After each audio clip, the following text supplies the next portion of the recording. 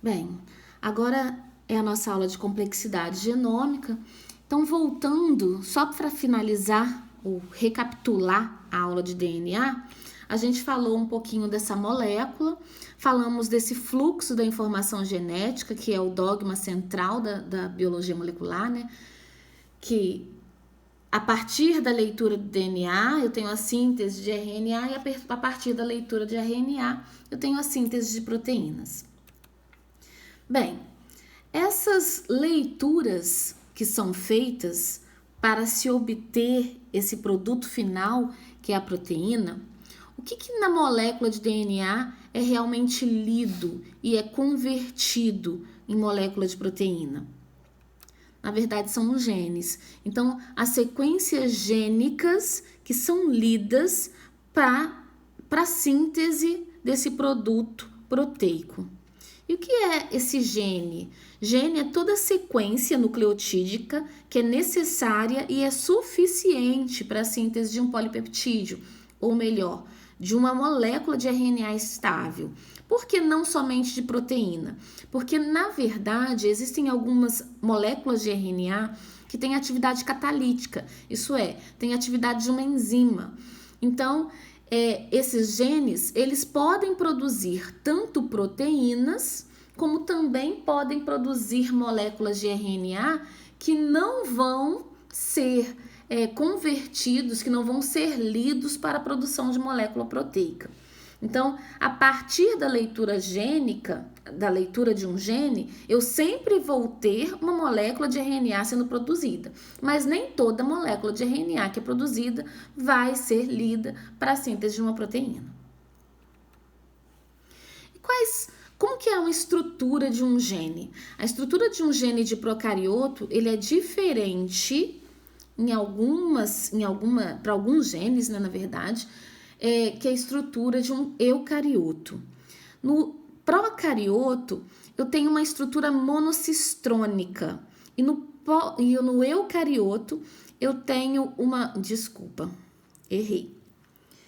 No eucarioto, eu tenho uma estrutura monocistrônica.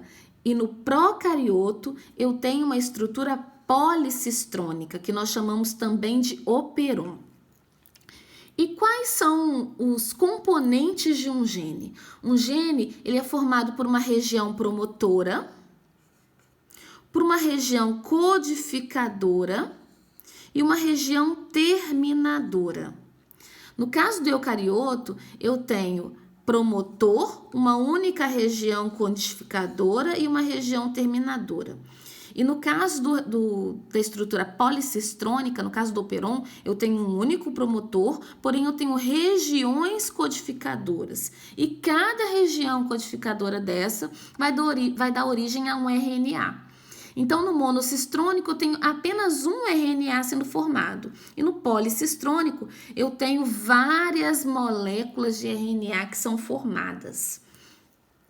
Bem, e o que seria esse promotor? Promotor é uma sequência gênica que fica antes desse início de região codificadora. Então, fica upstream ao gene e é uma região que é reconhecida não pela RNA polimerase, porque a RNA polimerase, eu costumo falar que ela é meio burra e é cega também, porque ela não consegue reconhecer qual é o gene que ela precisa ler para a síntese de RNA. Então, essa RNA polimerase, ela precisa de um cão-guia. E esse cão-guia é um fator de transcrição. Então, esse fator de transcrição, ele se liga a essa RNA polimerase e facilita a ligação dessa RNA polimerase a esse promotor. Então, a RNA polimerase, ela vai se ligar a uma região, aqui, upstream, a essa região codificadora, para reconhecer o primeiro códon que vai ser lido, que é o códon de início. A gente vai ver isso bem explicadinho lá na aula de transcrição. E aí, Esse promotor, então, ao ser reconhecido, ele possibilita a leitura dessa região codificadora. E cá na região terminadora eu tenho um códon de parada, onde sinaliza para o desacoplamento dessa RNA polimerase e liberação dessa molécula de DNA após a leitura. Então, na estrutura monocistrônica, isso é, em eucariotos, eu tenho promotor, uma única região codificadora e o terminador. Essa região codificadora, ela possui o que nós chamamos de exons e introns. E o que seriam esses exons e introns? Na verdade, a região exônica, esse exon, ele vai ficar na molécula final, isso é, no RNA maduro. E no caso da região intrônica, ela vai ser retirada. Então, todas as regiões intrônicas não permanecerão no RNA maduro, serão retiradas por um processo que nós chamamos de splicing. Mas a gente vai ver isso em aulas mais adiante. Então, o que fica ao final para a síntese de proteína são os exons. O que são retirados são os introns.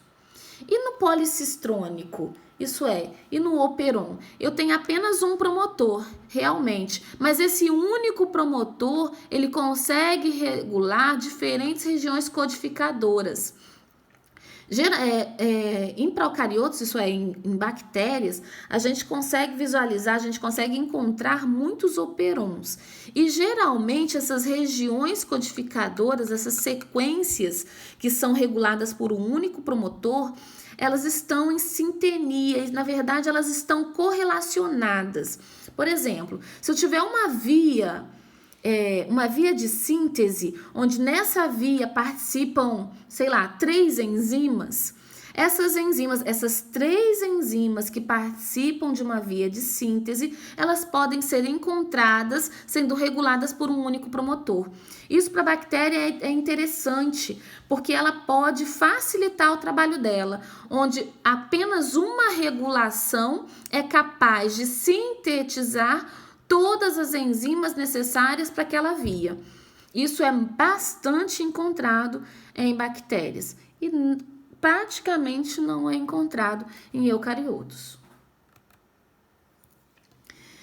Como eu já tinha falado, existem diferenças entre regulação em eucariontes e em procariontes. Em eucariontes, eu tenho promotor e tenho apenas uma única região reguladora sendo regulada por esse promotor.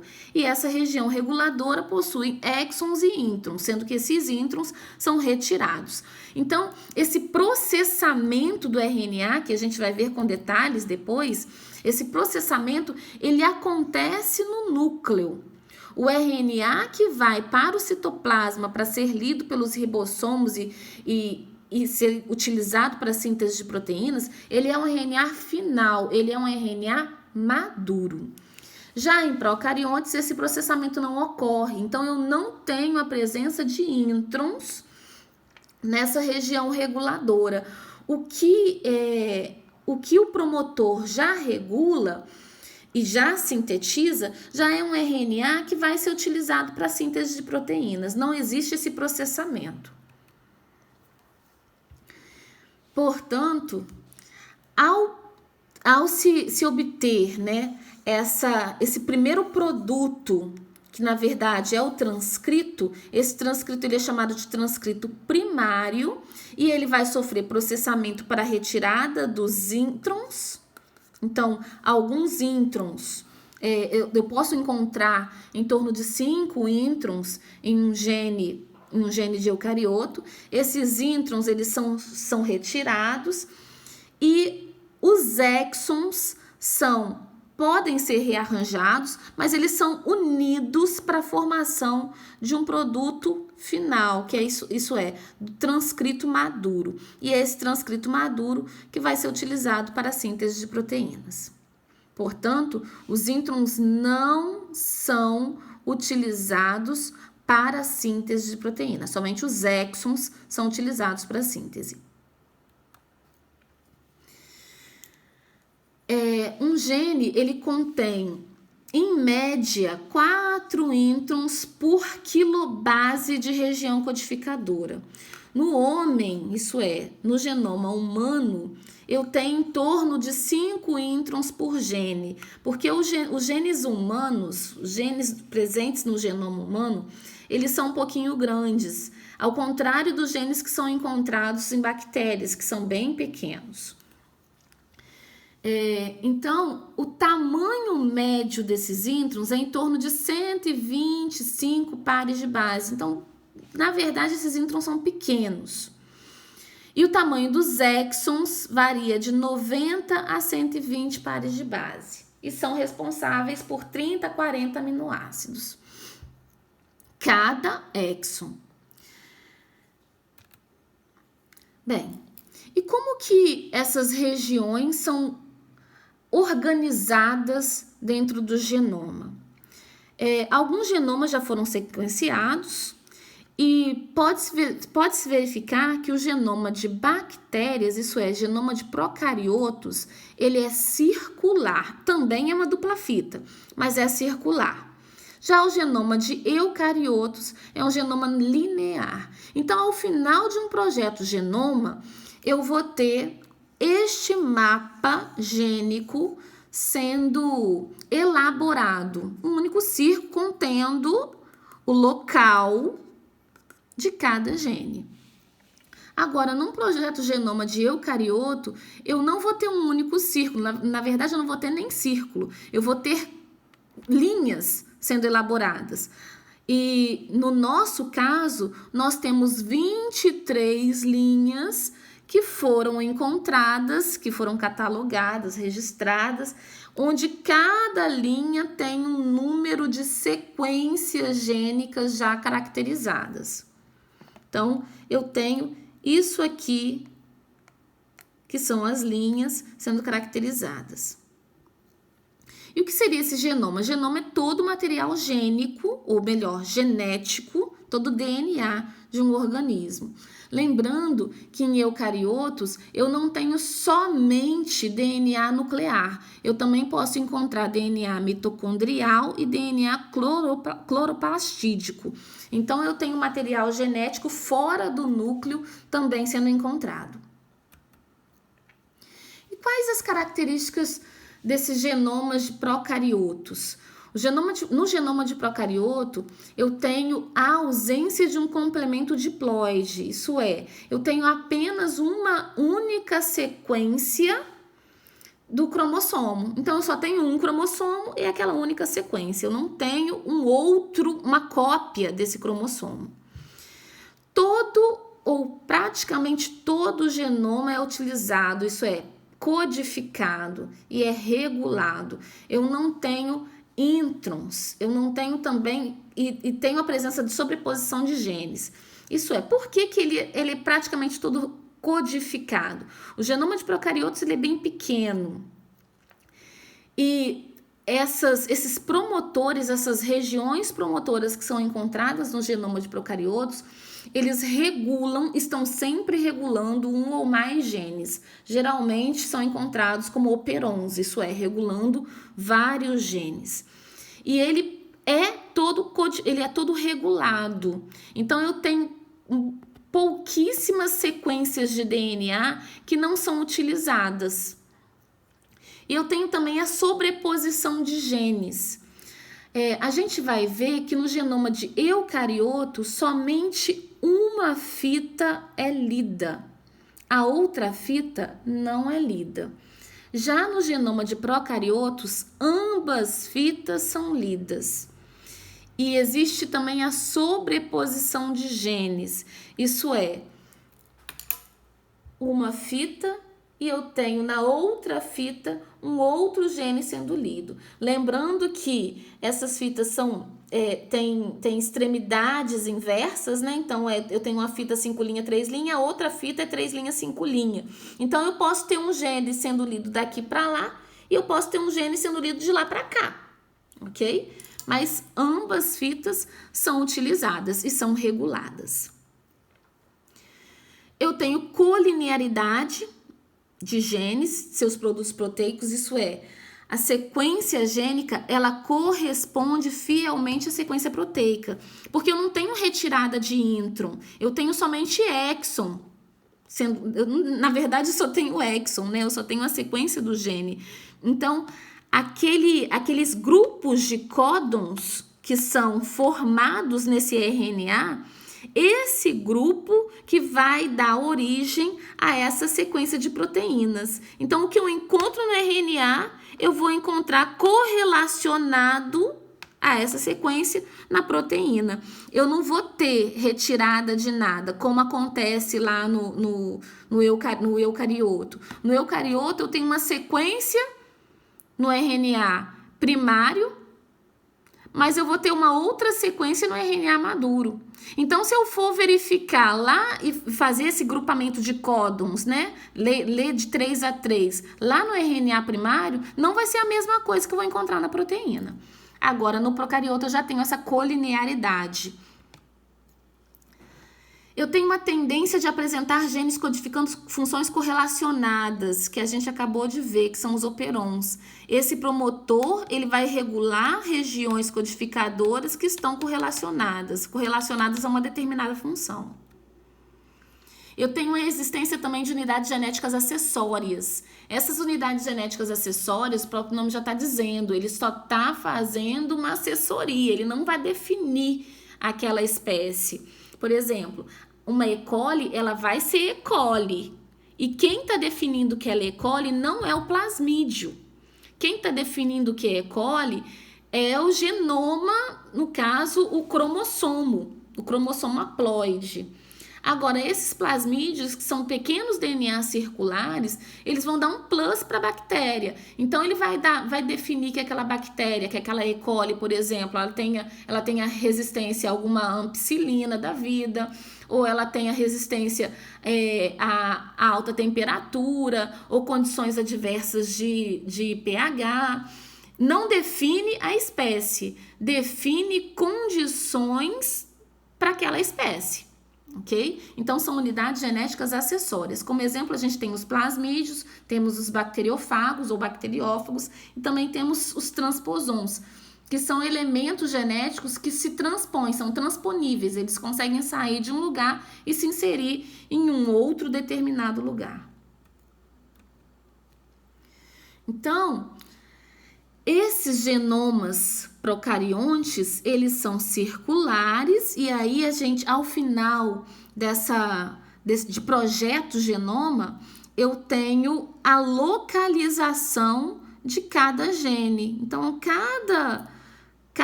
cada nomezinho desse é um gene que foi descoberto. Então, como característica, eu tenho a ausência de complemento diploide, portanto, eu só tenho um único cromossomo, haploide, eu não tenho cópia dele. Eu tenho colinearidade entre genes e produtos gênicos. O que eu encontro no DNA é o que eu vou encontrar no RNA e correlacionadamente, né, na proteína. Quase todo o genoma, ele é codificado, ele é regulado. Eu tenho pouquíssimas sequências que não são utilizadas. Eu não tenho sequências redundantes, então eu não vou ter DNA repetitivo. Eu tenho algumas unidades acessórias, como a gente já falou, esses plasmídios, transposons. E eu tenho sequências codificantes em ambas fitas. Lembrando que a leitura da polimerase é no sentido 5' 3'. Então, em uma fita, a polimerase vai ler num sentido. E na outra fita, a polimerase vai ler no sentido inverso. E quais as características do genoma de eucariotos? O DNA, ele apresenta-se bastante condensado em um ou vários cromossomos. Por que essa condensação? E essa condensação não é visualizada lá, observada lá no genoma de procarioto, porque o genoma de procarioto ele é totalmente utilizado, ele é regulado. Então, se eu condenso DNA, eu impeço essa polimerase de atuar, de fazer a leitura. Já que todo o genoma ele é regulado, todo o genoma ele é acessível. Então, eu tenho um mínimo de condensação sendo encontrada no genoma de procarioto.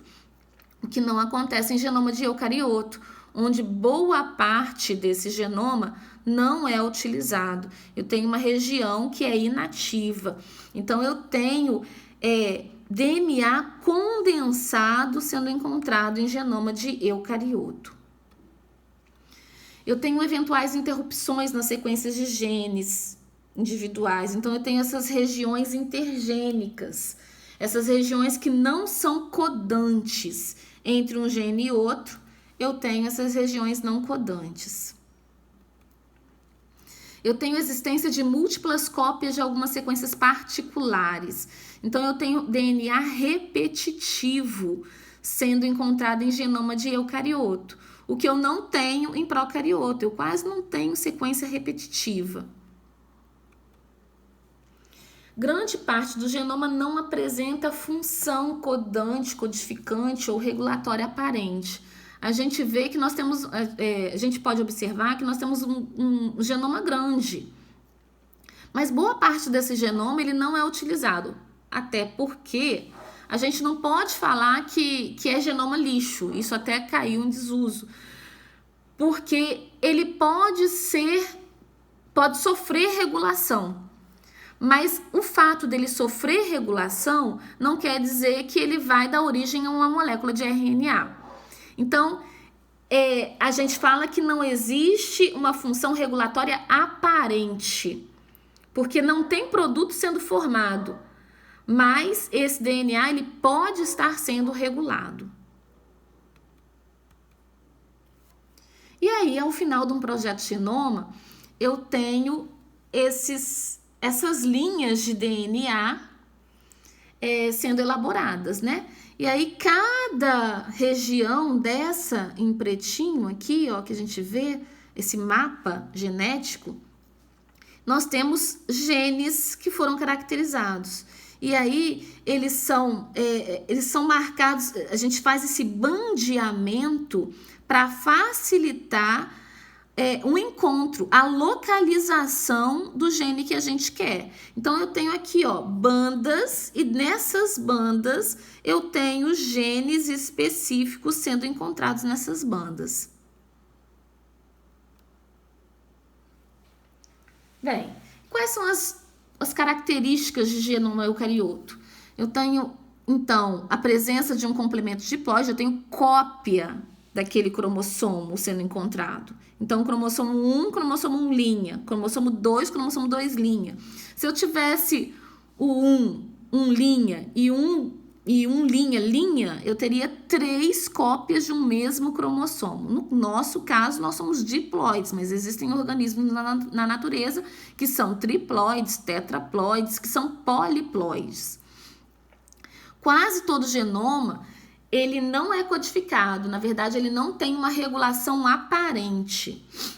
Existem múltiplas cópias de algumas sequências, nós encontramos DNA altamente repetitivo e moderadamente repetitivo, né? Quase não são encontradas unidades genéticas acessórias, nós encontramos transposons em algumas espécies eucarióticas. Nós temos abundância de sequências redundantes, isso é, esse material repetitivo, e temos sequências codantes em apenas uma das fitas. Então, eu não tenho essa sobreposição de genes como nós encontramos nos genomas de procariotos.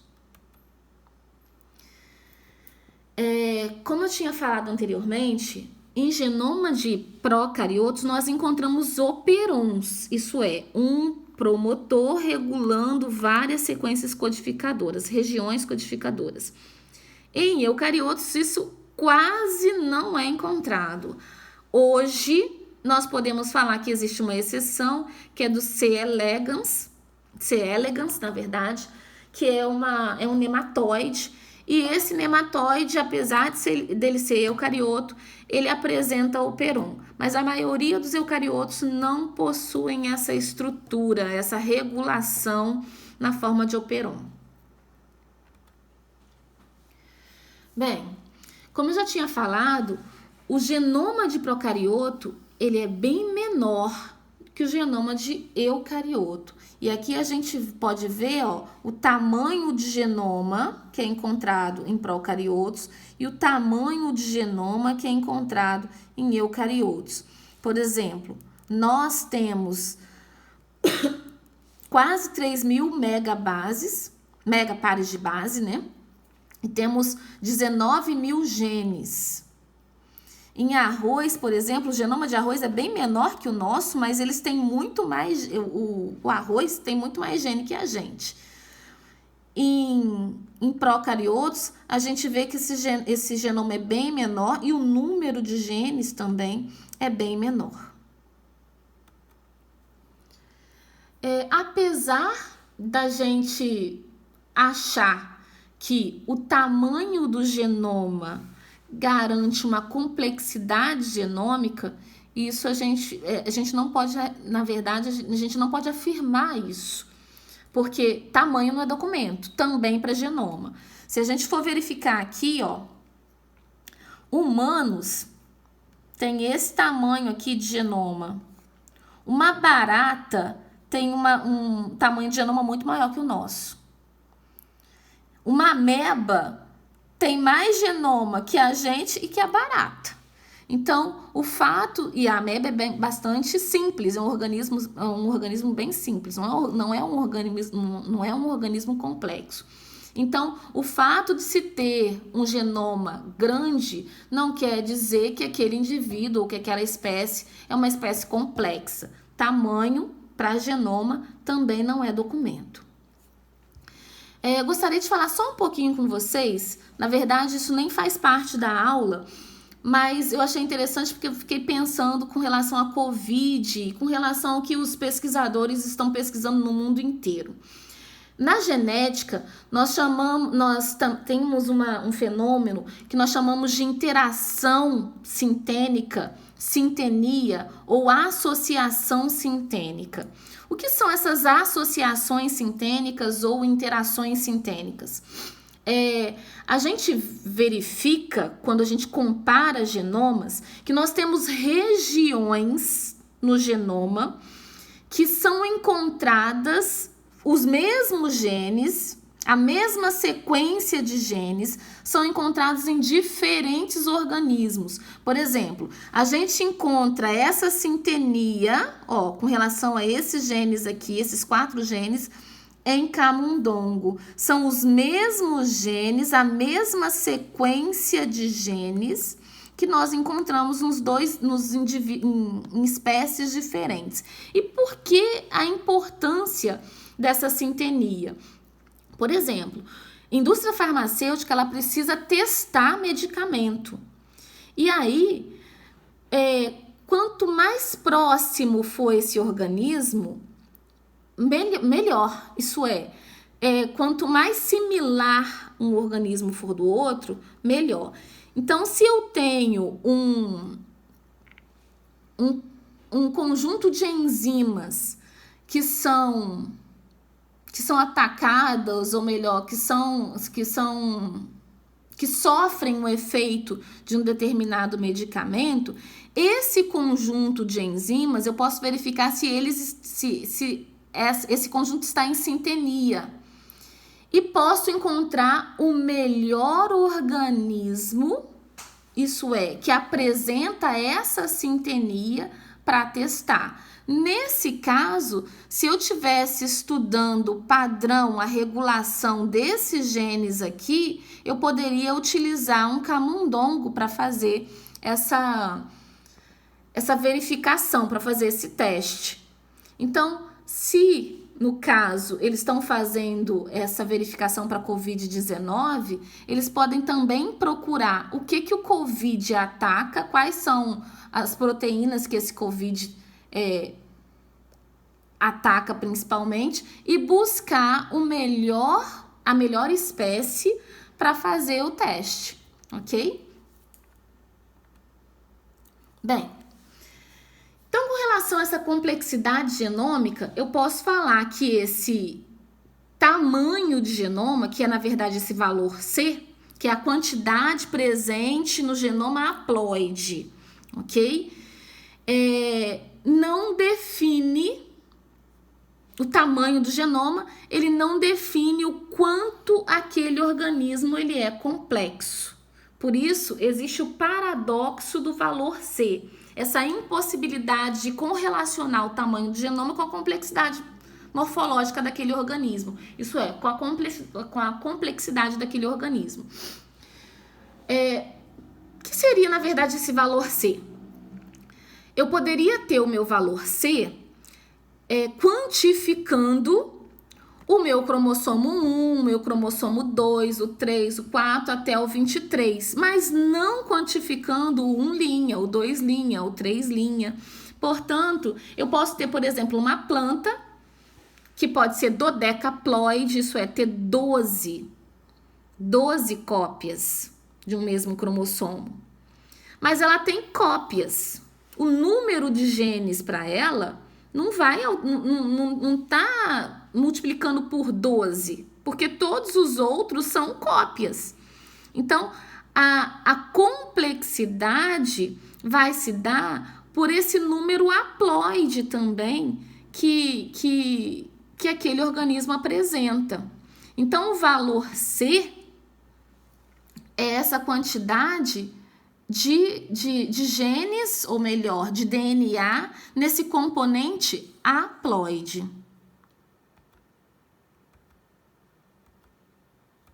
Além disso, além dessa haploidia, eu também tenho que levar em consideração se o DNA ou se as sequências de DNA que compõem aquele genoma são repetitivas, são moderadamente repetitivas, são altamente repetitivas, não são repetitivas.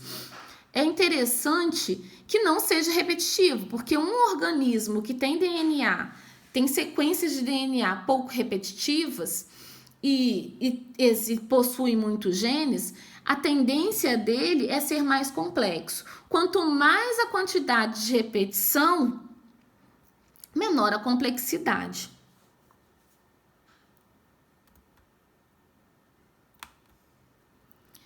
Bem, apesar da gente ter um tamanho de genoma grande, nós também temos muitos genes, mas temos também muito DNA repetitivo.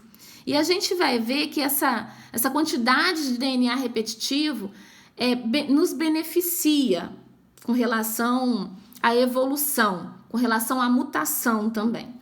Um exemplo de DNA repetitivo são os genes ribossomais, são genes que codificam para RNA ribossomal.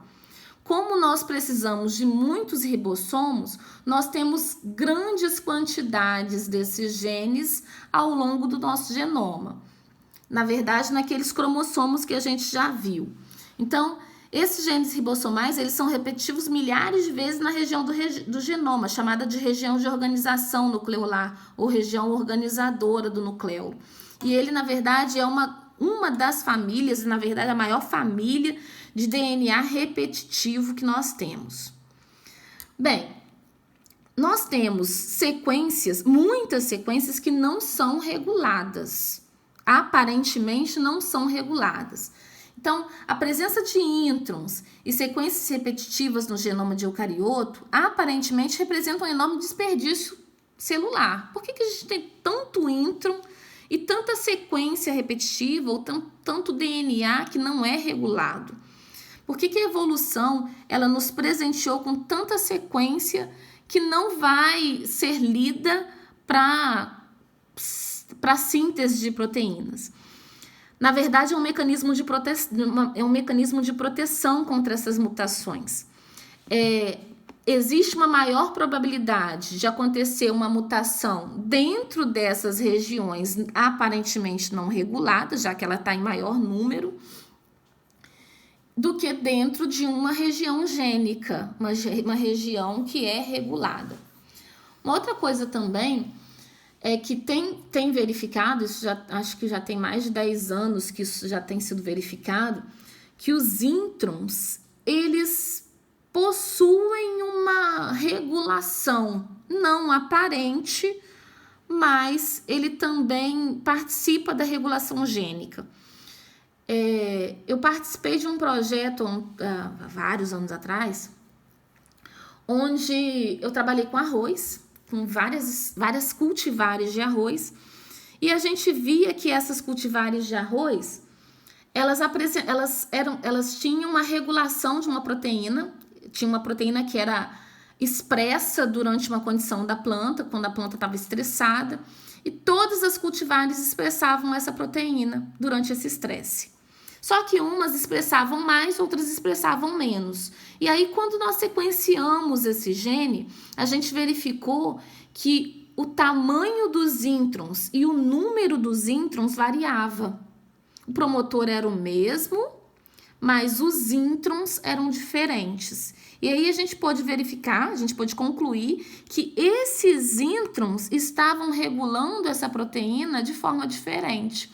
Então, apesar do intron não participar da leitura, isso é, não participar desse RNA final, ele, de alguma forma, regula a proteína. Não em sua sequência, mas, por exemplo, na sua quantidade ou até mesmo definindo quando aquela proteína vai ser expressa ou não.